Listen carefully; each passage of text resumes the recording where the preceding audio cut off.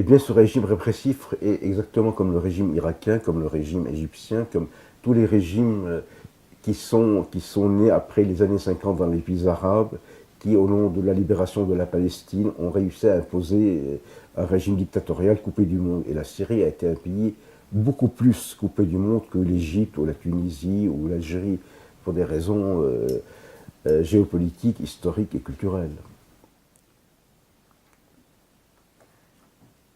L'opposition syrienne a été trop faible,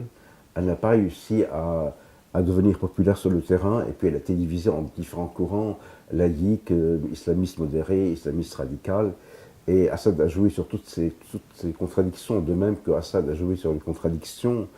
géopolitiques. Assad dit à Israël, si je pars, ça va être le chaos, il dit ça aux Américains, il dit ça à l'Europe, si je pars, c'est le terrorisme islamiste qui va prendre ma place, donc en jouant sur toutes les cartes euh, nationales, régionales et internationales, il s'est maintenu. Mais je pense que la révolution syrienne a été dans une situation beaucoup plus difficile que l'égyptienne et la tunisienne pour le fait que la Syrie est géopolitiquement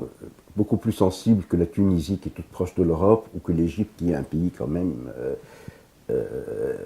historiquement qui a existé.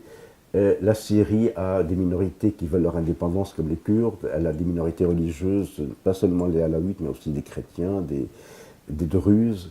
Et la Syrie, c'est un pays qui peut se permettre des choses que les autres ne peuvent pas se permettre. Donc cette révolution ne pouvait pas réussir comme ça. Et je pense que le choix des armes, quelle que soit